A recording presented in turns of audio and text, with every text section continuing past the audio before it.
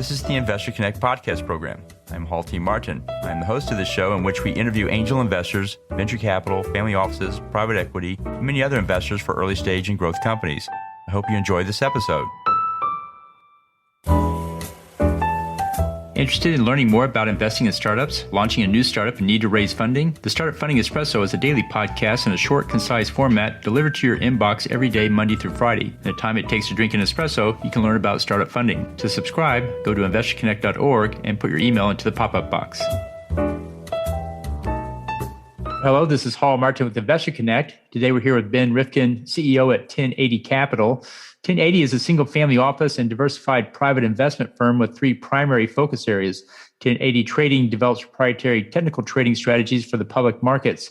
1080 Capital invests time, capital, and expertise into operating companies, ranging from concepts incubated in-house to late-stage growth rounds and even full buyouts, alternative funds, and other investment vehicles. 1080 Land invests in discrete residential and commercial properties as well as broader development projects. Ben, thank you for joining us. It's my pleasure, Hall. Thanks for having me. Great. So what was your background before investing in early stage companies? So I've spent most of my career on the operating side of companies, mostly in media, a little bit in sports and entertainment, hospitality and tourism sector as well, PR, marketing, sales, revenue generation, management. So on the operating side, and then about 7 years ago, I started working for a family office and focused probably 75% of my time on the venture space and about 25% on helping some of their existing assets grow strategically. Great. So what excites you right now? Man, that's a big question. I know we're going to get into my thesis and mandate as part of this family office, and I'll skip ahead a second and just say that it's to be opportunistic. So the things that excite me right now are all over the map. I really love getting my hands dirty with early stage startups, but at the same time, I really like seeing how later stage companies are growing strategically, how they're bringing on new capital, creating new capital structure, expanding internationally or into new channels. So, for me, every investment I look at is very unique, not just because of the sector it's in, but because of the stage and because of the management team and the capital structure at the time that we enter the investment. So I guess I'm most excited by the broad range, the breadth of opportunities I get to look at.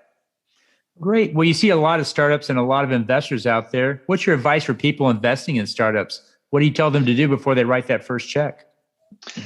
Make sure you can write several more of the same size into that particular investment. And I'd say that's almost agnostic of stage, but especially at the early stage. I think as an early stage investor, you really need to be prepared to write several checks into the company to see them through that chasm that often happens at the beginning of growth. And then more importantly, I think, is before you write that check, to make sure you have the right alignment with the founder. I'm huge on that investor and founder alignment at all stages. It's most important at the early stage. I think at the later stage, there's enough other things to mitigate the relationship between the investor and the entrepreneur or management team. But at that early stage, you really need to have great alignment with the entrepreneur's vision, not how you might tweak or manage that vision as an investor, and as well how they intend to return capital and over what time period, just so that you can be patient with the growth trajectory that they believe is right for their company. Well, great. And then on the other side of that table, what's your advice for people running startups? What do you tell them to do before they go out for a fundraise? Even before the fundraise, I guess at kind of idea inception, I am drawn to founders who have a passion around the problem that they're solving, and they're not just looking to have a successful exit. There's really some burning need that they have to solve the problem that they've identified as an opportunity, and that they've vetted that there are plenty of customers out there who have who share that pain. And so that's, I think, important as an entrepreneur is to make sure that you are willing to get up every day and try to solve this problem. And you're going to do it for as long as it takes to solve. Great. Well, let's talk about the state of investing in startups today. How do you see the industry evolving from here? It's a good question. I think it's constantly evolving. There's new capital vehicles, new ways to access capital. I think to me, that's the biggest change is sort of democratization of access to capital markets and different capital structures. We have an investment in a company that has sort of helped to disintermediate the municipal loan and bond market, and another one that's disintermediating small business bonds and corporate bonds at kind of the earlier stage of company development, not necessarily venture backed. And then, there's Robinhoods and things like what you do at 10 Capital Network, right? Is creating better access to retail investors or individuals or family offices to participate in the growth of businesses at all stages. And so what do you think is the biggest change we'll see in, say, the next 5 years? One of the things that I think will be interesting, so I mentioned I came from a media background, and when I entered media, it was especially on the digital side. I worked for Skiing Magazine, and several other brands under the Time Inc. umbrella. And that was pre-Facebook, sort of just before Facebook. And when Facebook happened and other types of media consumption vehicles, the same amount of advertising dollars, marketing dollars that were coming from corporations now had more places to go. And you saw that, with the evolution of television. And every time there's a new medium in media, that the same dollars exist and the pie just gets split in more ways. And so I think that's what's going to happen, especially at the later stage of capital in private markets right now. It'll be really interesting. SPACs are a vehicle that have been around for a while. They've obviously sort of hit a tipping point in the last 12 months or so. And at the same time, we're seeing a lot of competition between late stage venture sort of pushing later and later, just with the check sizes that big funds need to write, and private equity may be taking on more risk than they have in the past because there's more competition for those later stage rounds. So I think it'll be really interesting to see how later stage investing in sort of that, pre-IPO venture and institutional round against private equity, against IPO markets, or access to public market capital. That's where I'm excited to see what happens. And I think that what's happened in media over the years is a good corollary. It will be interesting to see how that works out. You talked about your investment thesis a moment ago. Let's dive deeper into that. And can you tell us more about it? And in particular, what's the criteria you look for to invest in a startup? Yeah, of course.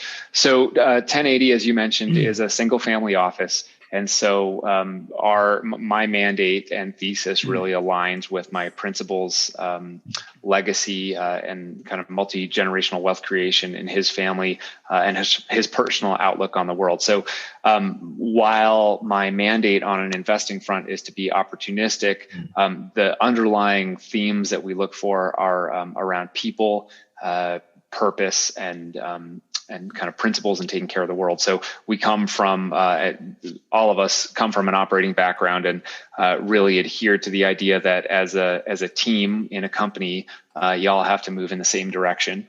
And you need to try to take care of each other. So we try to find founders and management teams that have that outlook in the way that they're building their company, and the way that they think about giving back through their company. And then we also try to invest in companies that are creating the world we want future generations to inherit. And that's very broad. I'd say that kind of extends well beyond traditional ESG impact. It could have to do with media consumption habits. It could have to do with social equity. It could have to do with climate. So just trying to invest in companies that sort of mirror the way we'd like to see the world develop. Can you talk about one or two startups that fit that thesis? Yeah. So one that I mentioned a little bit ago is called Alpha Ledger.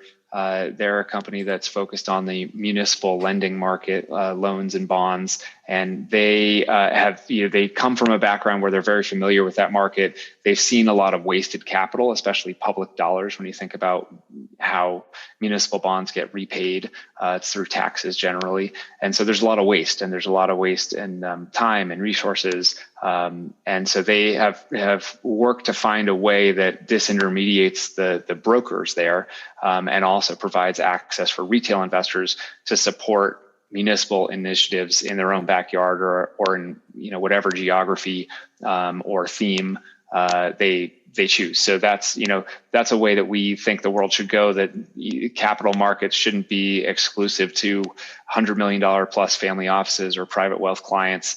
That if I want to support a a school bond in my backyard, or a road bond, or some sort of public works, public utilities initiative, I should be able to invest in that just as well as Goldman Sachs. Well, great. So let's talk about the challenges you see startups and investors face today. For the startups that you work with, what is the number one challenge they face? I think false positives around product market fit is a big one. It's really easy to get, it's not really easy, I should reframe that. It's relatively easy to get a couple customers to say yes to a product that you have, but to truly understand whether that's replicable, that customer is replicable, that sales process is replicable, your pricing strategy is replicable, that takes a lot more savvy and goes far beyond intuition. And I think it is easy to see early on some yeses that are not necessarily the best direction to build your company. So I think that's a big challenge. And then I also think that, again, if you look at consumer products, but it happens in any industry, I think now with the cost of software development tools and the cost of developing a consumer product, it's relatively easy to get some early milestones and indications of product market fit or successful traction, but then to go beyond to create a sustainable, scalable company and concept, it takes further proof points. And so I think that challenge, and from the investor perspective, there are obviously lots of investors that like pre-revenue, pre-product market fit companies. But at the same time, it's a lot easier for entrepreneurs to get to those earlier milestones without raising outside capital, especially venture capital. So I think there's a constant tension between those two desires. And Tim, what is the challenge the investor faces in today's market? Challenge for the investor. There are so many great entrepreneurs out there. I think trying to find the ones that you best align with in terms of the amount of capital you want to allocate toward this asset class, and making sure that you're picking investments that sort of support your own thesis, whether you're a family office or individual or institutional investor. And then making sure that you are supportive, finding that true alignment with the entrepreneur. I think that's a real challenge. It's a hard conversation to have, but when you think about the relationship that an investor has with an entrepreneur, a lot of people will say that it's like a marriage, and it truly is. You need to make sure that you both understand where you're coming from and what your expectations are going into it, or else you're just setting yourself up for some challenges down the road. Well, great. And so you see a lot of different applications and sectors out there. If you had to pick one or two that you think are really good opportunities, what do you put at the top of the list for investors? I don't often look at macro trends, but I think those help inform some of the decisions that I make. And I think around, fintech and the different tools and opportunities that are out there to create more equitable access to capital or to tools to manage capital. So that's a theme that I look at. And then I'm a big proponent of public education. I think that goes to equity in a lot of ways. And so I think there are some great tools that have emerged out of COVID and have been with us all along, really, that are helping create better access to level the playing field around public education. Well, great. Well, in the last few minutes that we have here, what else should we cover that we haven't? I just go back to the theme of alignment. As I look at investments and as I talk to entrepreneurs, whether or not I'm investing in them, I think I always try to encourage finding that alignment before they go too far down the road with any investor or really any employee for that matter, making sure that everybody is along for the same ride and can help be accretive to that journey. Well, that's great. Well, how best for listeners to get back in touch with you? I'd say LinkedIn is probably the easiest. I think you have my information there. I'm relatively easy to find, and I will make sure to respond. Great. We'll put that in the show notes. I want to thank you for joining us today and hope to have you back for a follow-up soon. Thanks very much, Hall. Have a great afternoon.